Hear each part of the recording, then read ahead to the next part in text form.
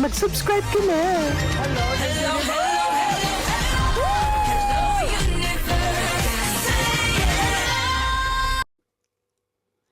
Hello mga buweks! Magandang gabi sa inyong lahat. Galaw-galaw para hindi mapaimburnal. Hello sa ating mga subscribers dyan. Ganun din sa ating mga new subscribers.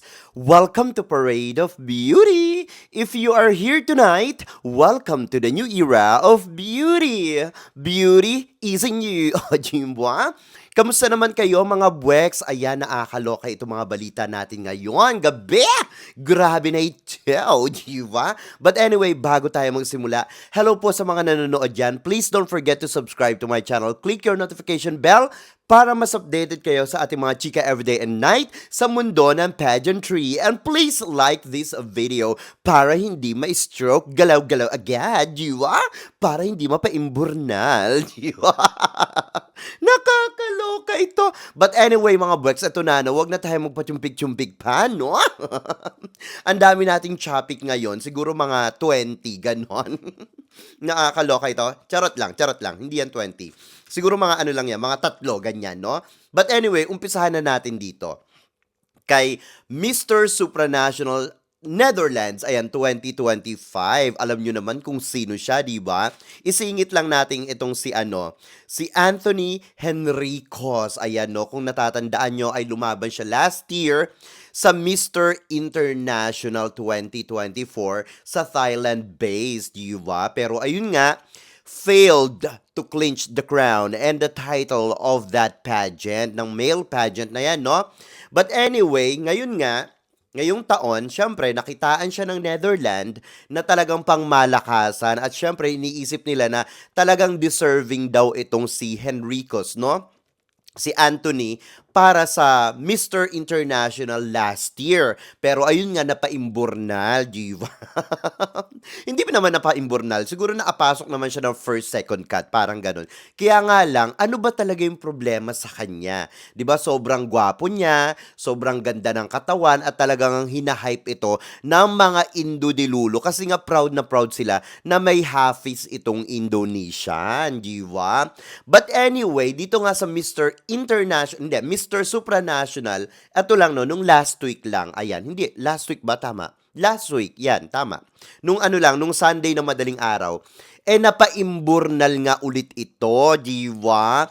Ngayon ay nagwawala ang ating mga supitbahay na Indo-dilulo na ang gwapo-gwapo na daw nito. Mas malakas daw to kaysa kay Philippines. Pero bakit daw nilamon nito ni Philippines etong si Netherlands na kanilang ang sinasabi nilang half-face na Indonesian, di ba? Wala daw panama ito kay Philippines, kay Kenneth Kabungkal. Nakakaloka ito. But anyway, dahil nga napaimburnal ito sa Mr. Supranational 2025, ayan. Ang ginawa ng inyong lolo, lolo talaga, ang ginawa ng inyong napakayami na si Netherlands ay in-unfollow nga ang organization. Nakakaloka ito, ha? Hindi lang nakapasok sa top 5 o diwa, or hindi lang nakapenetrate, in-unfollow na ang organization. Nakakaloka. Ang Instagram, ang Facebook ng Supranational. Pero ito sa tingin ko lang, no, rights niya naman yan, no? Napagdaanan ko na yung mga buweks, no? Karapatan niya yan kung gusto pa rin i-follow o hindi. Pero ayun nga, syempre, makikita mo doon yung bitterness, di ba? At ito pang malala, mga buweks, no?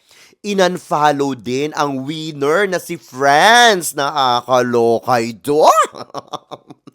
Talaga namang may mga kaganapang hindi natin nakikita, diwa? Hindi natin nakikita sa social media pero doon lang behind the scenes, diwa? Nakakaloka ito. Ako, ang take ko naman dito, mga Bex, no? Hindi kaya napapaimburnal siya dahil sa dahil sa meron lang siyang magandang itsura, physical, yung physical appearance niya. And aside from that, yung kanyang katawan, yun ang physical appearance, no? Pero kamusta naman kaya yung kanyang communication skills, di ba? Baka hindi talaga umubra dito sa Miss Supranational Organization, di ba? Well, good luck sa kanya kung gusto niya pang sumali ulit ng pageant, no? Pero siguro magpahinga na muna siya, di ba? Kasi kung sunod-sunod yung pagka-imburnal niya every year, baka naman talagang hindi hindi para sa kanya ang male pageant, di ba? Baka pwede niyang itry yung female pageant. Charito. Charot lang. But anyway, ito na nga, no? Ito pa.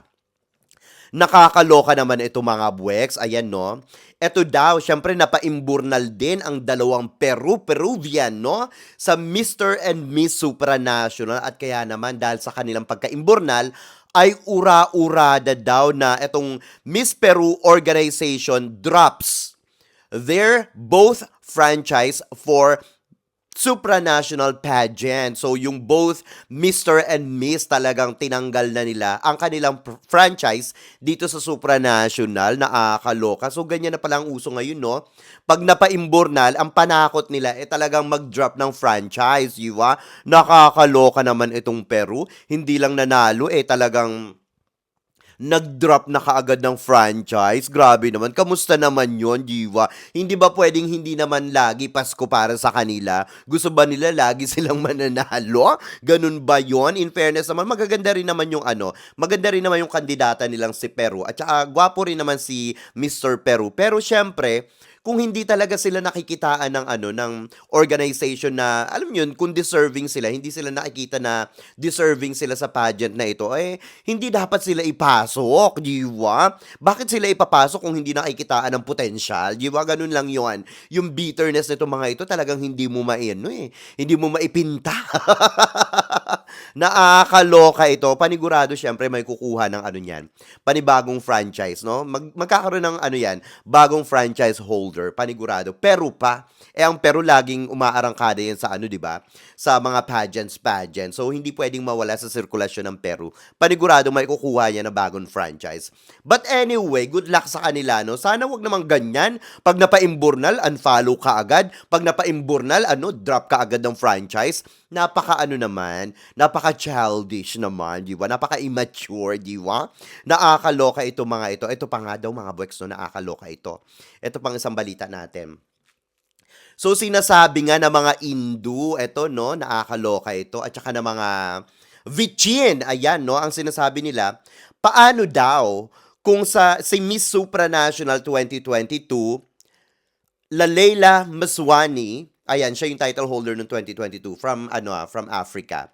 So, ang sabi dito, kung siya daw, sila Leila, at saka daw si Doraemon, ayan, no, ang magiging Miss Cosmo, ayan, no, si Doraemon ang Miss Cosmo 2025 from Vietnam, at saka itong sila Leila ang magiging Cosmo ng Africa 2025 na maglalaban daw. Ano daw ang mangyayari sa Miss Cosmo kung magbabardagulan daw ito, kung magkakaharap daw ulit itong dalawang ito, no, kung magkakatapat daw talaga. Kasi nga, itong dalawang ito, naglaban sila sa Miss Supranational nung 2022, di ba? Sino daw ang mananalo? Ngayon, ang sinasabi ng mga Vichin at ng mga Indo-Dilulo, ang sabi daw nila, panigurado daw, ang mananalo daw si Doraemon. Nakakaloka naman ito. Ilalampaso daw nila sila Leila. Diyos ko Lord, my gosh. Yung bunganga pa lang nila Lalela, mga buweks, no, bumubula talaga, di ba? Pagdating sa question and answer, di ba, sa Q&A, talagang sinasabi nila na lalamunin daw ni Doraemon ng buong buo itong sila Leila, ganyan, no? Talaga daw ilalampaso nito. Nakakaloka talaga ito mga Vichin na ito, no? Mga masyadong mga masyadong dilulo talaga, katulad na rin ng mga Indo-dilulo, di ba? Walang-wala daw ang beauty nila Leila ngayon kay Doraemon. At talaga daw kayang patunayan ng mga Vichin sa pamamagitan ni Doraemon na kayang-kaya daw nitong ibalibag ng bonggang-bongga itong sila Leila. Nakakaloka ito, nakakaloka talaga. Naloloka ako sa kanila, sa totoo lang, no? Wala na bang ibang mga kandidato sa Vietnam? Bakit naman umaasa pa sila kay Doraemon, di ba? Wala na bang ibang beautiful girls diyan, di ba? Bakit laging siya? Nakakaloka ito. Bakit laging si Doraemon, di ba? Hindi niya nga nasagot yung question and answer sa sa anong tawag dito, doon sa Supranational, di ba? Tinanong siya kung sino daw yung favorite Disney princess niya, anong sagot niya? Anong sagot niya? Doraemon, di ba? Nakakaloka ito. Even sa Miss Universe nga, she didn't even answer properly, di ba? Doon pa kaya sa doon pa kaya sa Cosmo. Anyway, sa kanila naman yung Cosmo, kung anong gusto nilang gawin yan, pwede nilang emekos-mekos. Kaya talaga sigurong kapit na kapit ang mga Vichin, lalo na mga Indudilulo ay sobra naman talagang suportado ang mga Vichin, di ba? Nakakaloka ito mga ito. Well, good luck na lang talaga no, sa pagkadilulo nila. But anyway, ito pa nga nakakaloka. No? Speaking of dilulo, mga buweks, and speaking of Miss Grand Philippines 2025 na talaga naman naganap na ngayong araw na ito at nakilala na natin kung sino-sino ang mga kasali dyan, di ba? Tulad ng live natin kagabi. Ayan, nakakaloka ito. Yung mga binanggit ko sa inyong mga pangalan kagabi ay talaga namang naglitawan sa Miss Grand Philippines press conference and sashing ceremony, di ba? Dito lang yan sa Parade of Beauty. Shoutout sa ating mga reliable source, di ba? Ang gagaling nila, di ba? At talaga namang love na love nila ang aking beauty care, di ba? Maraming salamat. Shoutout sa inyong lahat, sa mga nag-splook. But anyway, ito na nga, no, since naganap na ang bardagulan ng unang-unang araw pa lang ng Miss Grand Philippines 2025, ay talaga naman nakita mo na ang pinakamalalakas dyan. At syempre, isa sa mga pinakamalakas, walang iba kundi si Emma Tiglao ng Pampanga. Nakakaloka ito. But anyway, ito na nga mga Bwex, no? May buga ang mga Indudilulo sa social media na sinasabi nila na kinapi daw ni Emma Tiglao etong si Tata, no? Etong si Ketut Kanchut Julia Street, di ba? Permata Julia Street, ang kanilang Miss Cosmo 2024. Ayan, gaya-gaya daw si Emma Tiglao. Nakakaloka talaga itong mga ito, no? Bakit naman ikakapi ni Emma Tiglao etong si Tata? Ano naman yung kinapi niya, di ba? Nakakaloka. To be honest, si Emma Tiglao is more beautiful than her. Nakita ko na itong si Tata no Miss Cosmo. Kami ni Doc said, tanungin nyo pa siya mga Bwex, no? Nakakaloka. Itong si Emma Tiglao, hindi ko pa nakikita. Pero panigurado, maganda. Mas maganda itong si Emma Tiglao. Sa totoo lang, no? Ay nako, parang ang si Ruby Ruby yata daw yung yung sinasabi ng mga kababayan natin na mas kamukha nitong si Tata, diba? Etong si Ketut Kanchut, nakakaloka ito. Ang layo naman ng ganda ni Emma Tiglao sa kanya. Diyos ko Lord, di ba? Nakakaloka mga bugahan ng mga Indudilulo, di ba? Mukhang kabayo nga. Mukhang kabayo nga yung kanilang tsa-tsa, di ba? Tapos ano yun, ikukumpara sa Diyosa? Nakakaloka naman yan, Diyos ko Lord, di ba? Si si Tata, pwede yan sa mga pambaranggayan, di ba? Si Emma, nako, makikita mo ba yan sa mga pambaranggayan, yung mga ganyang beauty? I don't think so. Talaga itong mga Indudilulo na ito, no? Pilit na naman nilang sinisiksik ang kanilang mga sarili, di ba? Dito sa Miss Grand Philippines na hindi naman talaga sila dapat kasali. Di ba? Ba't nakikisali sila? Ba't nakikieksena sila? Hindi naman nila pageant yan. Di ba? Nakakaloka ito. Baka nga mamaya, magmukhang ito putyo-putyong pageant kung talagang si Ketut Kantut ang pinag-uusapan dito, di ba? Parang pangkalawakan ng datingan itong tatang ito, nakakaloka. Ididikit pa kay Emma Tiglao. My gosh, di ba? Maawa naman sila sa mga sarili nila, di ba? Huwag naman nila masyadong kawawain ang kanilang reyna daw, di ba? Nakakaloka ito. Diyos mio, mi amora corazon, di ba? Fulgoso, charito. So, eto na nga, no? Sa totoo lang mga Bex, no? Emma Tiglao, to be honest, no, is already a queen, ha? Yan sana maintindihan nila, no? Before itong si Tata, Julia Street, no? Itong si Ketut Permata, Julia Street, bago pa siya lumabas sa mundo ng pageantry. Reyna na itong si Emma Tiglao, no? Nakakaloka ito sa mundo ng pageantry, di ba? She has already her own identity and established reputation, so she don't need to copy someone, especially sa mga newbies, di ba? Nakakaloka itong mga Indudilulo na ito. At saka itong mga Bwex, no? Ito tanong ko lang, who's Tata ba? Sino ba siya, di ba? Sino ba siya? Beauty queen ba yan? Charito. Copy talaga si Tata, nakakaloka. Mga ilusyonadang Indonesia, di ba? Mga dilulo palibhasa itong mga ito, no? Sila talaga yung mga ano masasabi natin na wala na silang power kay Papa Nawat, no? Kasi nga, ayan, no, talagang niligwak na sila ni Papa Nawat. Kasi nga, ayan, no, etong kampun nilang si, reyna nilang si Jid Madila, talagang namumuno sa kanila. Kaya ganyan na lang yung mga buga nila sa social media. Binabash nila yung mga kandidata ng mga, ng mga Miss Grand International na akaloka. Copy? Ano yung copy doon? What part, di ba?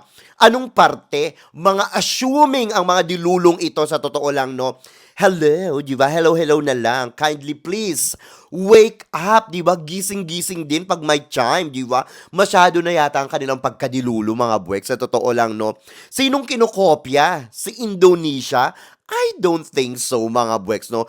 I don't think na kailangan natin silang kopyahin, di ba? Nakakaloka naman. Kung sasabihin nilang kinokopya ni Emma Tiglao itong si Ketut Permata, Julia Street, di ba?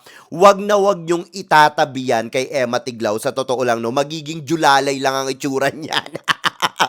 Di ba? Magiging julalay lang. Magiging alalay lang. Chaperon. Ganon, di ba? Nakakaloka. Maganda.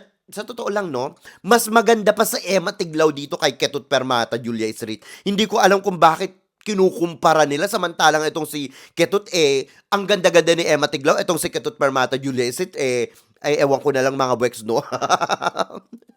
Impacta! Charot! Nakakaloka ito! Wake up, mga Indo, diwa. Nananaginip kayo ng gising sa totoo lang, no? Kung ikukumpara nyo sa Diyosa pa, ano to? Nananaginip talaga kayo, no? Hindi na yung panaginip talaga. Bangungot na yan ang bonggang-bongga, mga buweks, diwa. Nakakaloka. Ay, nabasa ko talaga to. Sabi ko, kinukumpara kay Emma Tiglao. Talagang ano daw, talagang kinapi daw ni Emma Tiglao. Saang parte, mga buweks? Kayo nga sumagot dyan, diba? Nakakaloka itong mga indudilulo na ito. At magpapadala daw sila ng pamalakasan na kandidata sa Miss Grand International ngayong taon na kayang-kaya daw ilang paso ang Philippines ngayong taon dito sa Miss Grand International 2025 na gaganapin sa bansang Thailand. O, diba? Nakakaloka ang pagkadilulo nitong mga ito, diba? Anyway, mga Bex, mag-ingay kayo sa ating comment section para makita ko rin ang inyong mga opinyon. Hanggang sa susunod nating mga chika-chikahan. Bye for now, mga Bex, and I love you all. Bye! See ya!